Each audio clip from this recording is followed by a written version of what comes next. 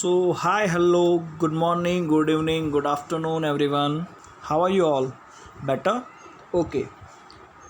So, in last lecture, we have seen chapter number 3 is question number 2, and in today's lecture, we are going to face question number 3. Okay.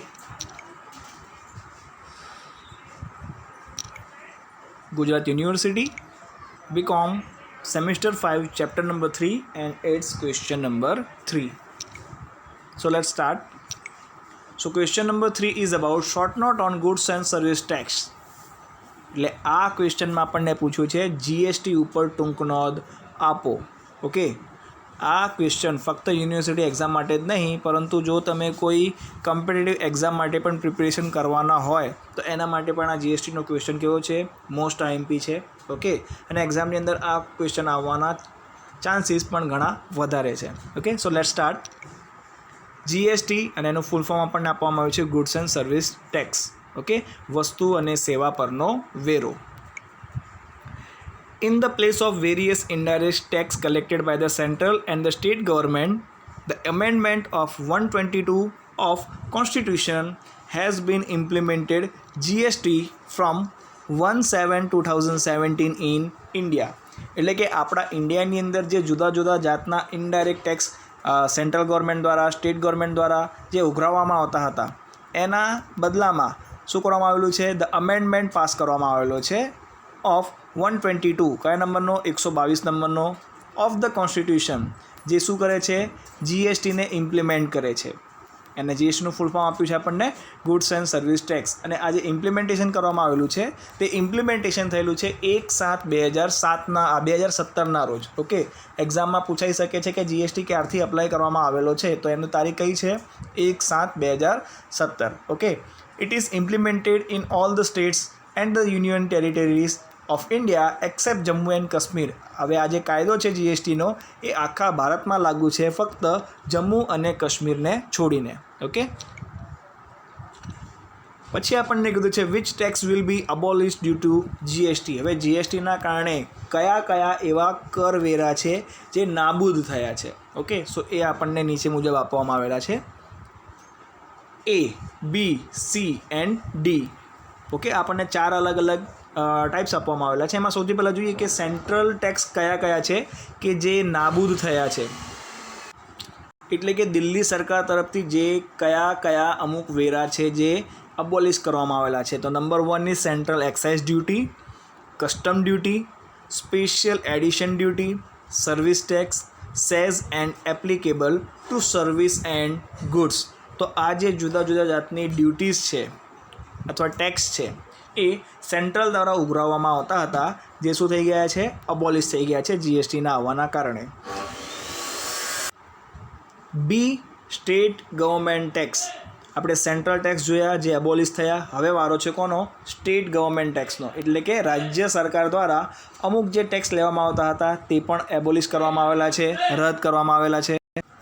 તો રાજ્ય સરકાર દ્વારા જે પણ અલગ અલગ જાતના ટેક્સ છે એ કેન્સલ કરવામાં આવેલા હોય, એમાં આપણને કીધું છે વેટ એટલે કે value added tax, then CST central sales tax, luxury tax, entry tax, entertainment tax, lottery advertisement and tax is applicable on speculation. And 7 number is purchase tax. તો આ જે રાજ્ય દ્વારા ઉઘરાવવામાં આવતા હતા ટેક્સ એ પણ શું કરવામાં આવેલા છે, જીએસટી દ્વારા અબોલિશ કરવામાં આવેલા છે. એના પછી નંબર સીમાં આપણને આપેલું છે નોટ ઇન્ક્લુડેડ ઇન જીએસટી. એટલે કે જીએસટી કોની ઉપર ઇન્ક્લુડ કરવામાં આવી નથી એના આપણને નામ આપવામાં આવેલા છે. તો petrol, diesel, LPG cooking gas and alcohol. એટલે કે જે પેટ્રોલ છે, ડીઝલ છે, એલપીજી કુકિંગ ગેસ છે અને દારૂ, આ જે વસ્તુઓ છે એમના ઉપર આપણને જીએસટી લાગુ થયેલો જોવા મળતો નથી. એના પછી ડીમાં કીધું છે tax continue after the implementation of GST. એટલે કે જીએસટીના આવ્યા પછી પણ અમુક જે ટેક્સીસ છે જે ચાલુ છે તો એમના નામ આપણને આપવામાં આવેલા છે toll tax, tax on alcohol. હવે ઉપર તમે જોયું હતું કે જેની અંદર આપણને આલ્કોહોલ નોટ ઇન્ક્લુડેડ આપેલું છે અને આની અંદર આપણને લખેલું છે કે ટેક્સ ઓન આલ્કોહોલ. તો તો જે અમુક પ્રકારના જે આલ્કોહોલ છે એમના ઉપર ટેક્સ ચાલુ છે, જ્યારે અમુક પ્રકારના આલ્કોહોલ ઉપર ટેક્સ જીએસટી ચાલુ નથી. Okay. Then stamp duty, professional tax, basic custom duties, electricity duty and last one is export duties. Okay. So આ જે અલગ અલગ ટેક્સીસ એન્ડ ડ્યુટીઝ આપવામાં આવેલી છે એ જીએસટીના આવ્યા પછી પણ આપણને અસ્તિત્વમાં જોવા મળે છે. ઓકે. એના પછી આપણને આપેલું છે એડવાન્ટેજીસ ઓફ જીએસટી, જીએસટીના ફાયદાઓ. There was a need to pay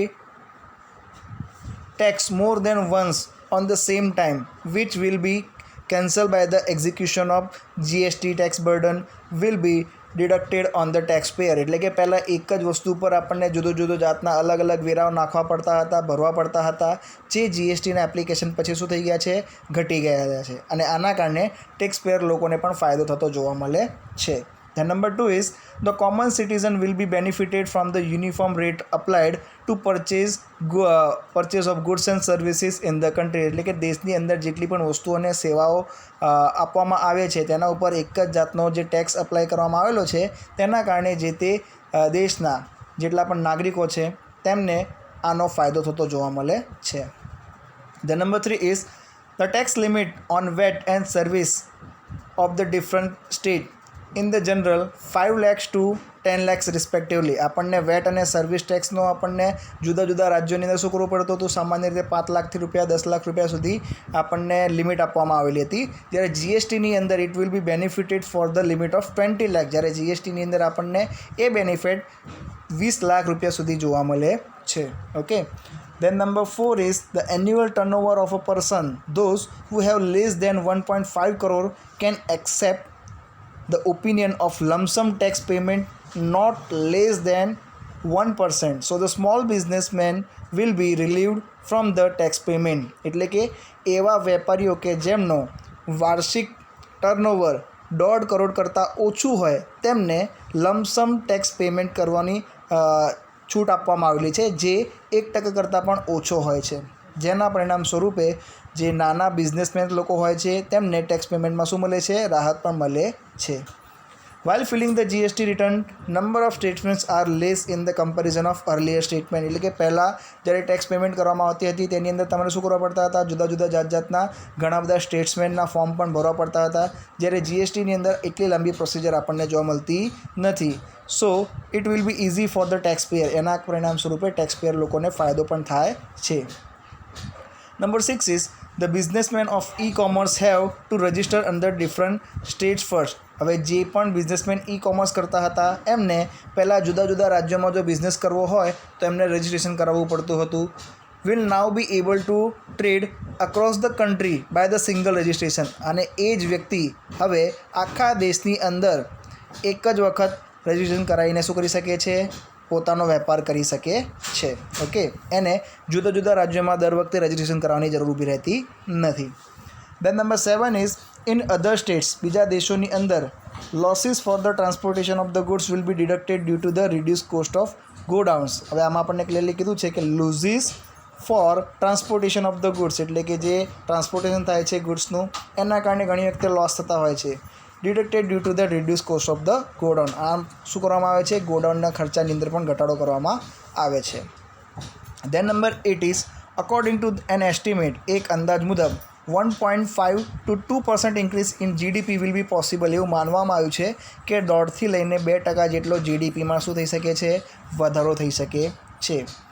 then number 9 is administrative cost will be decrease and administration will be easy.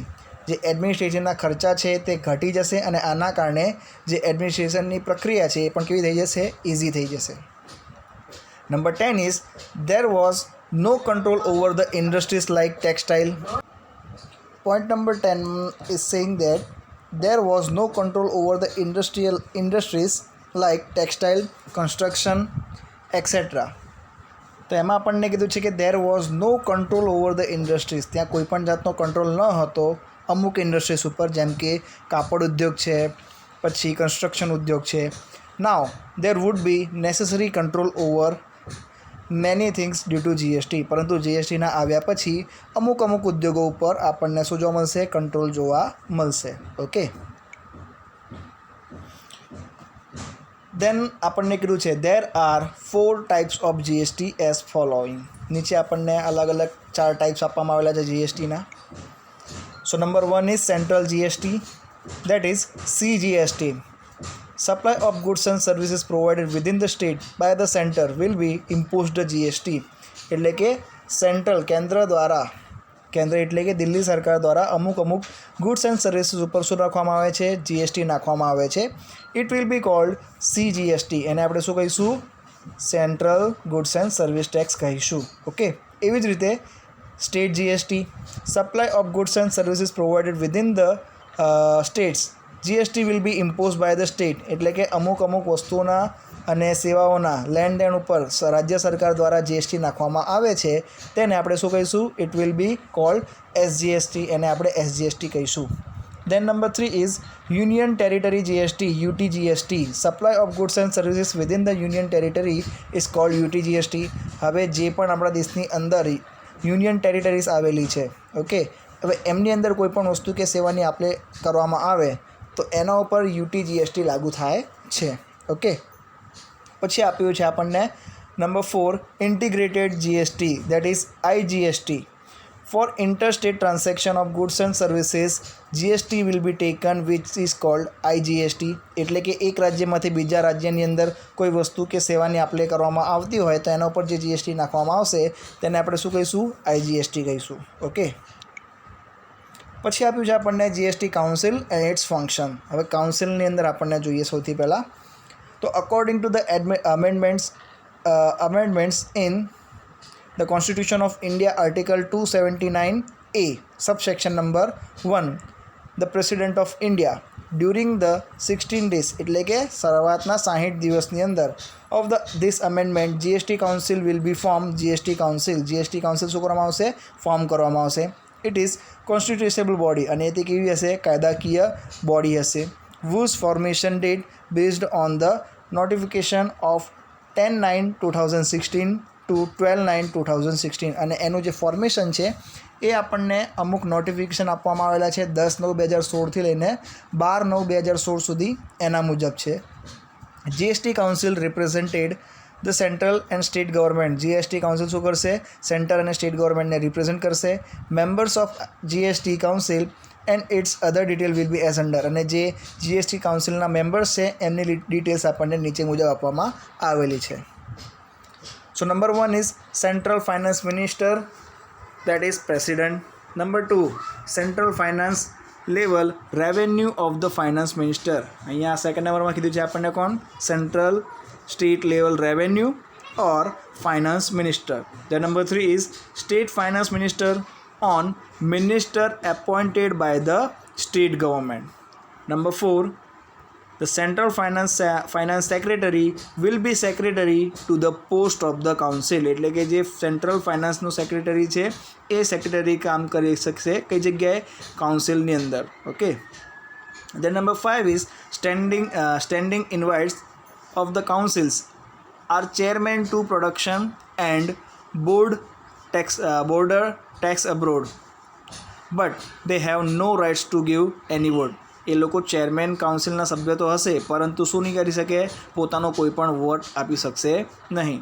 The number 6 is there shall be one post in the council for additionally secretary. હવે એની અંદર આપણને એક વધારેના additional સેક્રેટરીની પણ જગ્યા જોવા મળશે. there will be 4 commissioner. ત્યાં શું હશે? 4 કમિશનર હશે. And secretary which will be joint secretary level. અને સેક્રેટરીએટ હશે જે કોણ હશે? જોઈન્ટ સેક્રેટરી લેવલના હશે of the government of India. And last પોઈન્ટમાં આપણને કીધું છે the council decision will be taken from the majority. અને કાઉન્સિલના જે ડિસિઝન છે એ આપણને મેજોરિટીના અકોર્ડિંગ આપવામાં આવશે ઓફ 3/4 વોટિસ. એમાં આપણને શું આપવામાં આવ્યું છે? એક રેશિયો આપવામાં આવેલો છે 3/4નો. એ રેશિયોના according in which central government can vote for 1/4. એનામાંથી સેન્ટ્રલ ગવર્મેન્ટ શું કરશે? 1/4 ભાગનો વોટ આપશે. when the state contribution will be 3/4. અને એમાંથી સ્ટેટનું કોન્ટ્રીબ્યુશન હશે 3/4 લેવલનું. each states will be counted as a one vote, અને દરેક રાજ્યનો એક મત એ રીતે હશે, ના કે according to the its population, એમના રાજ્યની પોપ્યુલેશન અકોર્ડિંગ નહીં, પરંતુ એક રાજ્ય અને એક મતની સુવિધા આપણને જોવા મળશે. Okay,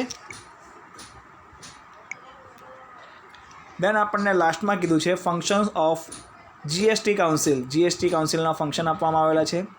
council will act as the central and state governments to recommend the respective goods and services taxes. This will include the following details. આમાં નીચેની મુજબની બાબતો ઇન્ક્લુડ કરવામાં આવશે.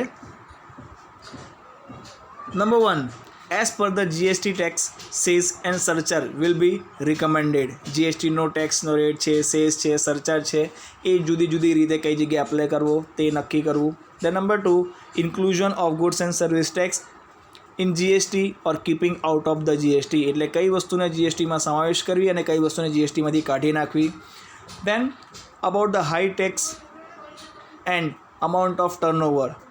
હાઈ ટેક્સ અને અમાઉન્ટ ઓફ ટર્નઓવર કેટલું નક્કી કરવો. Then recommendation of GST rate, અને જીએસટી રેટની અંદર ક્યાં અમુક જાતના ચેન્જીસ કરવા કે ન કરવા. Model of the law of GST. જીએસટીનું જે લોનું મોડલ છે એમાં સુધારા વધારા કરવા કે ન કરવા. Special provision for the 8 state. કોઈ જે 8 રાજ્યો છે એમના માટેની સ્પેશિયલ પ્રોવિઝન છે. Of the north east. કઈ બાજુના? નોર્થ ઇસ્ટ બાજુના. Himachal Pradesh, Jammu Kashmir and Uttaranchal. Then number 7 is other necessary details, અન્ય જરૂરી બાબતો. and number 8 is special resources for natural disaster, અને જો કોઈ કુદરતી આપત્તિ આવી જાય છે તો એમના માટેના ખાસ રિસોર્સિસ, ખાસ સ્ત્રોતો. લાસ્ટમાં આપણને આપ્યું છે CBIC, central board of indirect tax and customs. instead of central board of excise and custom, a new name of GST custom has been given, central board of indirect tax and customs. એટલે કે જે પહેલાં નામ હતું central board of excise and custom, એને જીએસટીની અંદર જે કસ્ટમ છે એમાં નામ બદલી કરવામાં આવેલું છે અને તેનું નામ રાખવામાં આવેલું છે central board of indirect tax and custom, that is CBIC, starting from 1/7/2017, જેની શરૂઆત કરવામાં આવેલી છે 1/7/2017ની રોજ. This board takes the important decisions on the GST, અને આ જે બોર્ડ છે તે જીએસટી ઉપર શું કરી શકે છે? પોતાના ઇમ્પોર્ટન્ટ ડિસિઝન દર્શાવી શકે છે. There are 3 laws. ત્યાં આપણને 3 લો જોવા મળે છે. ધ ઇમ્પ્લિમેન્ટેશન ઓફ જીએસટી, એમાં પહેલો નંબર આપણને આપવામાં આવેલું છે the central goods and service tax act 2017, that is GST 2017. Number 2, the Integrated Goods and Service Tax IGST Act 2017, and number 3 is the Union Territory Goods and Service Tax Act 2017, that is UTGST 2017. Okay, so that's it about our question, that is short note on GST. અહીંયા આપણો question number 3 એ પૂર્ણ થાય છે. Steel કોઈ પણ જાતની queries હોય, doubts હોય, ઇફ એની કાઉટ્સ એન્ડ ક્વેરીઝ, તમે મને શું કરી શકો છો? કમેન્ટ બોક્સમાં કમેન્ટ પણ કરી શકો છો. For any questions and queries you can also mail me. તમે મને મેલ પણ કરી શકો છો ઓન sankalplearn@gmail.com, અને તમે મને વોટ્સએપ પણ કરી શકો છો ઓન વોટ્સએપ નંબર 8780505433. ઓકે, મળીએ in the next lecture. Till then, read hard, study hard. Bye bye, take care.